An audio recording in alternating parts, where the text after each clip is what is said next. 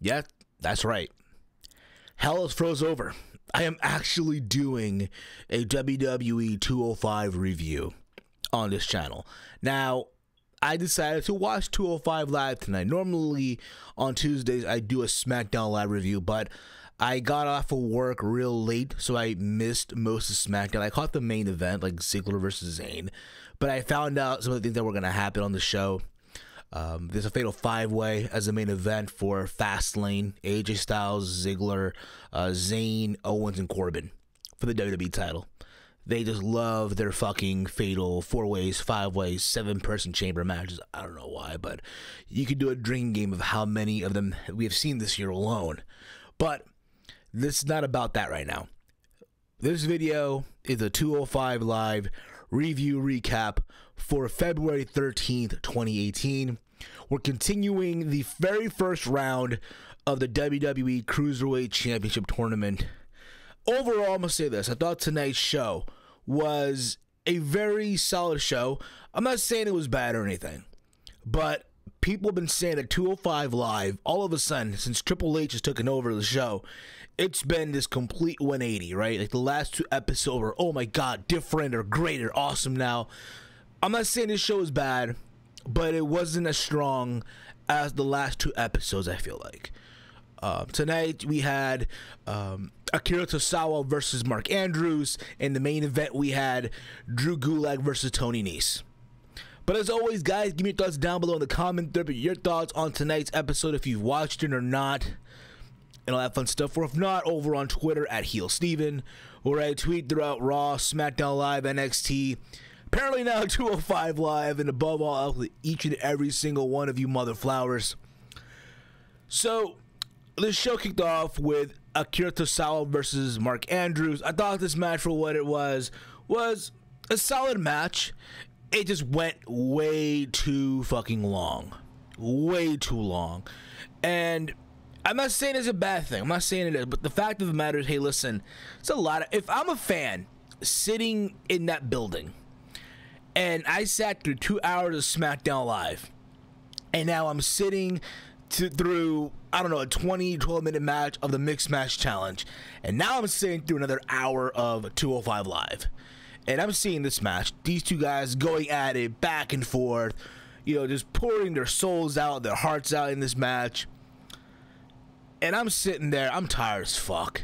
Which 9 times out of 10, I'm gonna say this too, it's hard for people to get behind 205 Live because where they place the show. You're literally doing this show after SmackDown Live.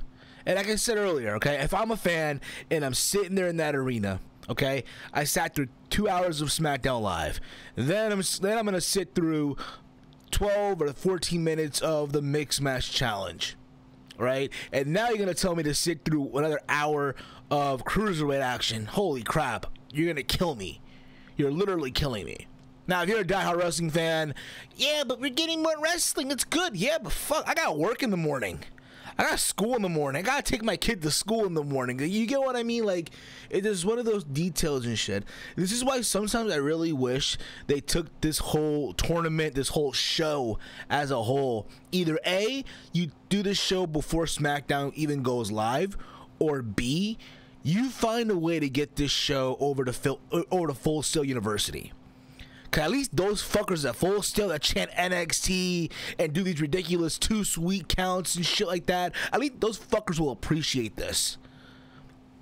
But back to this whole match between Tozawa and Mark Andrews. Again, a very solid back and forth match. People were talking about Mark Andrews on commentary, and Tozawa being a former Cruiserweight champion. You would think that Tozawa would have this match in the bag. But no, they actually had the whole story where, oh my God, the underdog and Mark Andrews pulled the upset over Tozawa. And I'm going to get to that in just a little bit. My thoughts on this whole trend that we've been seeing as of late with this tournament as well. And with that being said, Mark Andrews goes on to the very next round of the Cruiserweight Championship Tournament. Tozawa's eliminated. Which, again, I would have not had, gone that way, but hey, it is what it is at this point in juncture. Then we get a promo with Jack Gallagher. And apparently he's facing off with Mustafa Ali next week. And he's talking about this promo, you know, about the match, what have you. Gets interrupted by Drake Maverick, Rockstar Spud. And he tells him that pretty much next week he wants to see Jack Gallagher wrestle in wrestling attire, not in a suit anymore. It's a new 205 Live. We're making 205 Live great again, and you better get your act together. You're one of the best talents in 205 Live and one of the best talents in the WWE. So get your head together and literally next week come back wrestling in ring attire. Or wrestling gear, if you will. Which is kind of funny because you think about Rockstar Spud and TNA wrestling in a fucking bow tie. Alright? So coming from him is like, dude, the irony, right? The fucking irony in this shit. And we also find out that next week we're also getting another match. We're going to get Arya Daivari versus, from NXT, Buddy Murphy. Yeah, Buddy Murphy. The same Buddy Murphy that at one time was a former NXT Tag Team Champion. The same Buddy Murphy that, after losing the NXT Tag Team titles, went off to oblivion. Now, oblivion, what I mean is like he just went off in obscurity. We haven't even heard from him, right? The same Buddy Murphy that's dating... If I'm wrong here, I'm wrong, but the same one that's dating Alexa Bliss. Guys, break your hearts. I don't know. Now, they did a whole video package of Buddy Murphy by NXT, what he's done, him wanting to be a cruiserweight, go on to WrestleMania. They did this whole thing where he got weighed in. He weighed in at 204 pounds. And how he can win this whole tournament. And here's the thing, okay? I am happy. It's great to know that they're bringing in people from NXT to be, you know, fillers in this tournament, to fill people, to, you know, add bodies, if you will, in this tournament. That's fine and dandy. I have no problem with that. But you can't tell me that it's okay to literally bury every single person from the 205 Live roster. Like, come on, get the fuck out of here, okay? It's one thing, okay, if Roderick Strong beats Hideo Itami, which, again, I did not agree with when that match took place as the first round match. On paper, great, awesome, but from a tournament perspective in the very first round, fuck no. Fuck no. But Strong won. Fine.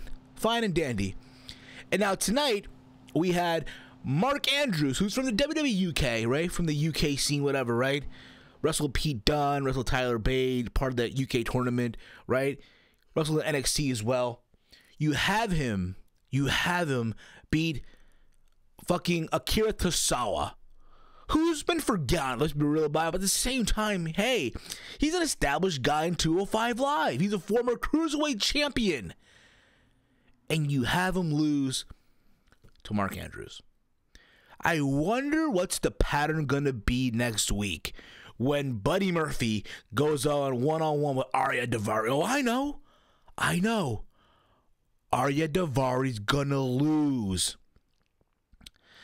Listen, you can't have every single one of them win. Just saying. I even heard rumors apparently that freaking Leo Rush might even take part of this tournament. Is he gonna win too? I'm just saying. Ricochet might join as well. I don't even fucking know. But the point of the matter is, we gotta take a break from fucking burying the 205 Live brand members, if you will. And then we get the main event. We get Tony Nese versus Drew Gulak in the most savage match I've ever seen thus far in this tournament. Just back and forth. These two guys beating the fuck out of each other. Drew Gulak went back to being the old Drew Gulak. No PowerPoint, no picket sign. Just being the old school Drew Gulak, beating the hell out of Tony Nese back and forth. There's a moment where literally Drew Gulak was slapping the hell out of Tony Nese. And you could have felt that, oh, ow, shit. That's literally the feeling. And Tony Nese as well had his offense, don't get me wrong. But near the end, it was literally all Drew Gulak here. There was moments where Drew Gulak felt out of it. And just, again, just back and forth. Near the end of it, Drew Gulak went out of control, started beating the hell out of Tony Nese. The referee tried to do the whole thing where he was trying to stop the match, but Gulak wasn't having it, and he ended up locking the Gulak. That's what they're calling it, even though Tony Nese was already passed out, and they stopped the match.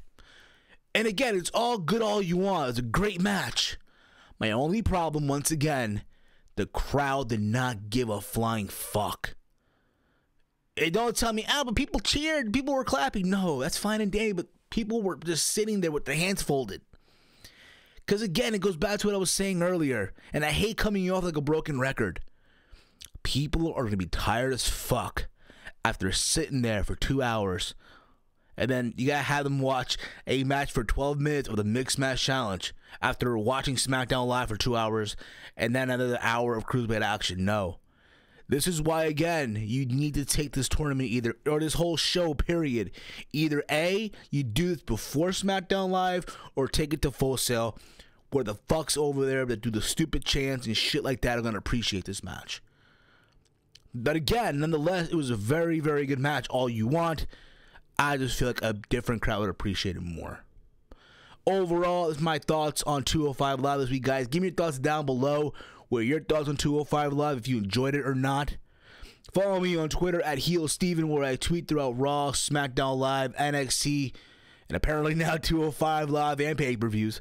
I'll be doing tomorrow my NXT review, where we're going to have Roderick Strong versus Pete Dunne for the UK Championship, and Ember Moon versus Shayna Baszler for the NXT Women's Championship. That should be a fun show to watch tomorrow. And I'll be doing this week as well episode number 2 of Universe Mode for NXT over on my PS4 Live. So make sure you're sub this channel. Hit that bell icon. Be notified when I upload a video, when I go live. Alright, so you don't miss them. Simple as that. Alright, guys. Hate, comment, and subscribe. Until next time, it's me, it's Steve. And it's wrestling and whatever. Yeah.